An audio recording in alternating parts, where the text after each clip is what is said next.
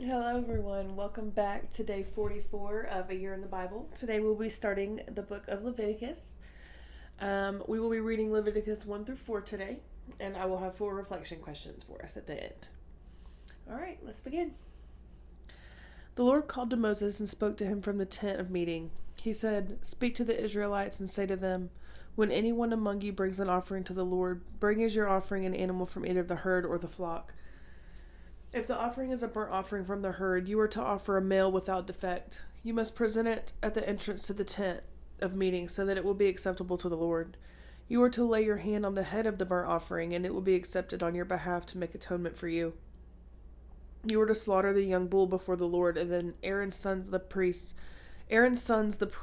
shall bring the blood and splash it against the sides of the altar at the entrance of the tent of meeting. You are to skin the burnt offering and cut it into pieces. The sons of Aaron the priest are to put fire to the altar and arrange wood on the fire. Then Aaron's sons the priests shall arrange the pieces, including the head and the fat, on the wood that is burning on the altar. You are to wash the internal organs and the legs with water, and the priest is to burn all of it at the altar. It is a burnt offering, a food offering, an aroma pleasing to the Lord. If the offering is a burnt offering from the flock, from either the sheep or the goats, you are to offer a male without defect. You are to slaughter it at the north side of the altar before the Lord, and Aaron's sons, the priests, shall splash its blood against the sides of the altar. You are to cut it into pieces, and the priest shall arrange them, including the head and the fat, on the wood that is burning at the altar. You are to wash the internal organs and legs with water, and the priest is to bring all of them and burn them on the altar. It is a burnt offering, a food offering, an aroma pleasing to the Lord.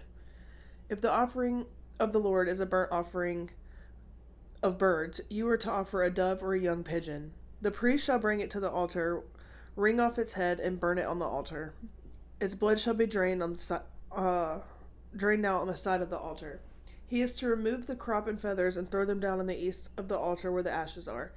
He shall tear it open by the wings, not dividing it completely. Then the priest shall burn it on the wood that is burning in the altar. It is a burnt offering, a food offering, an aroma pleasing to the Lord. When anyone brings a grain offering to the Lord, their offering is to be of the finest flour. They are to pour olive oil on it, put incense on it, and take it to Aaron's sons the priests.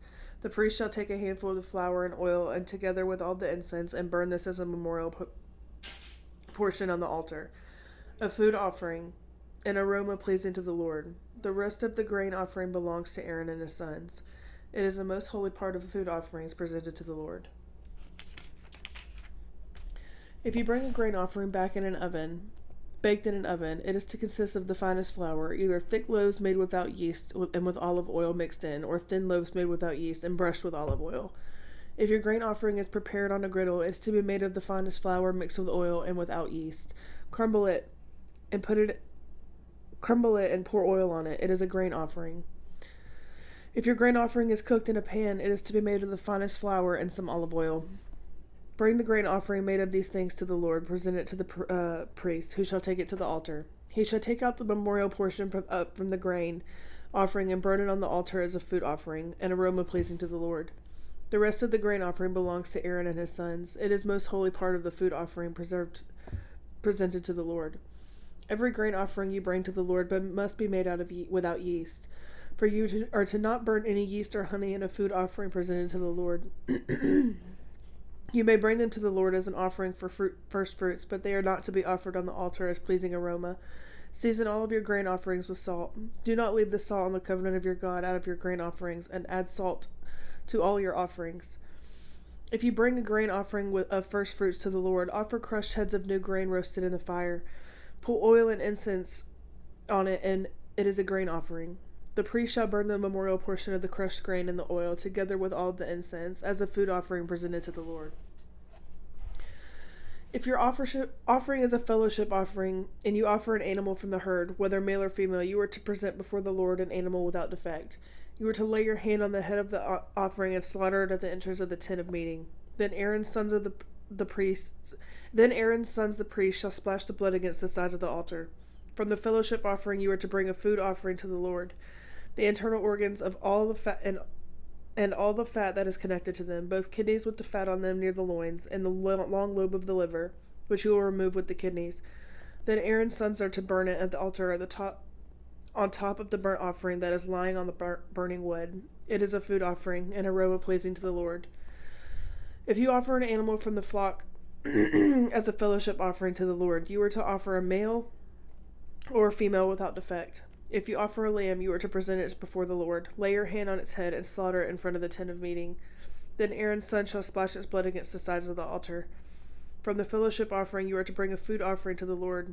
Its fat, the entire fat tail cut off close to the backbone, the internal organs, and all the fat that is connected to them, both kidneys with the fat on them near the loins, and the long lobe of the liver, which you will remove with the kidneys. The priest shall burn them on the altar as a food offering presented to the Lord. If your offering is a goat, you are to present it before the Lord. Lay your hand on its head and slaughter it in front of the tent of the meeting. Then Aaron's son shall splash its blood against the sides of the altar. From what you offer, you are to present this food offering to the Lord, the internal organs and all the fat that is connected to them, both kidneys with the fat on them near the loins, and the long lobe of liver, which you will remove with the kidneys. The priest shall burn them on the altar as a food offering, a pleasing aroma. All of the fat is the Lord's. This is a lasting ordinance for the generations to come. Wherever you live, you must not eat any fat or any blood. The Lord said to Moses, "Say to the Israelites, when anyone sins unintentionally and does what is forbidden in any of the Lord's commands, if the anointed priest sins, bringing guilt on the people, he must bring it to the Lord a young bull without defect as a sin offering for the sin he has committed. He is to present the bull at the entrance to the tent of meeting before the Lord. He is to lay his hand on its head and slaughter it there before the Lord. Then the anointed priest shall take some of the bull's blood and carry it into the tent of meeting. He is to dip his finger into the blood and sprinkle some of it 7 times before the Lord, in front of the curtain of the sanctuary. The priest shall then put some of the blood on the horns of the altar of the fragrant incense that is before the Lord in the tent of meeting.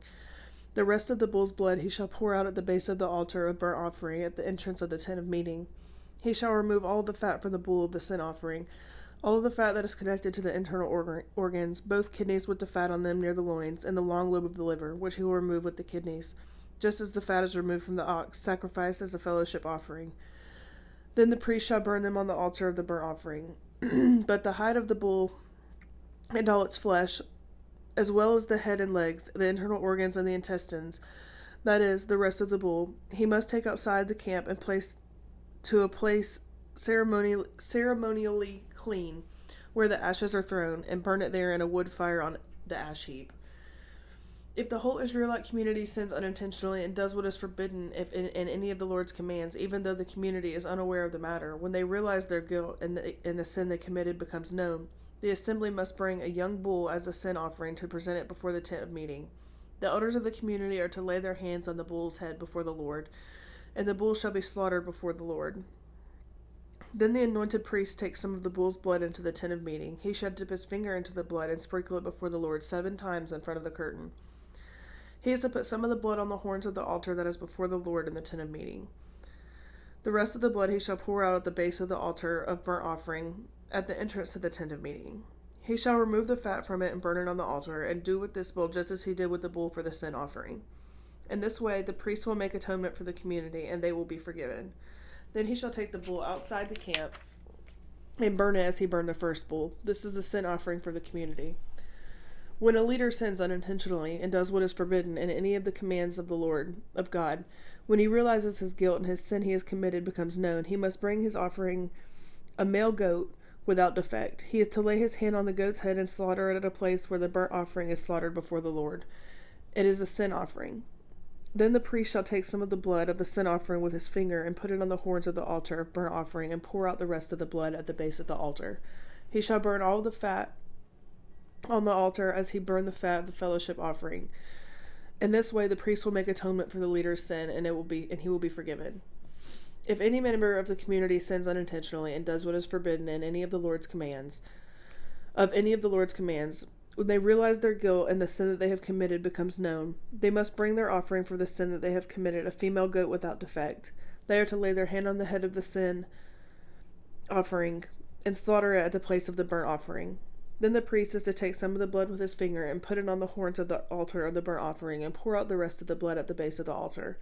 They shall remove the fat just as the fat is removed from the fellowship offering, and the priest shall burn it on the altar as an aroma pleasing to the Lord. In this way, the priest will make atonement for them, and they will be forgiven.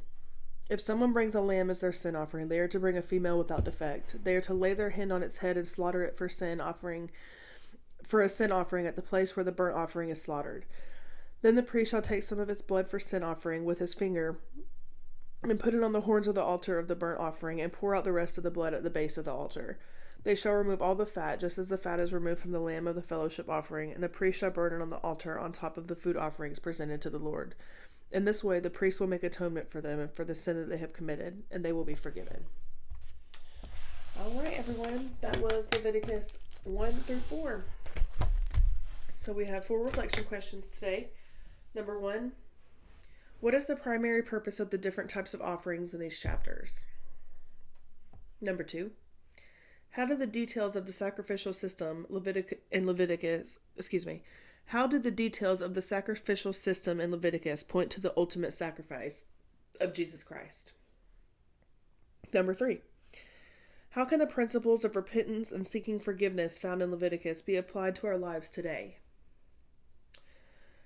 Number 4, what does it mean to offer a spiritual sacrifice to God in light of the sacrificial system described in these chapters? All right. Thank you guys for joining us today. Tomorrow we will be reading Leviticus 5 through 7. All right, let's go ahead and jump into our prayer. Dear God, thank you for this day and the opportunity that comes with each day. So many of my friends are getting married soon. I want to lift them up to you tonight. I can't wait to be a part of all these amazing moments, and Lord, I ask you to be with these couples as they approach their day. The planning process is so stressful, and Lord, I pray that things go as smoothly as possible for them and that they keep you by their side throughout the whole process. May their love grow even stronger, and may their wedding days be full of nothing but love and God be in the room with them. In Jesus' name I pray. Amen. All right, guys. I'll see you tomorrow. Bye.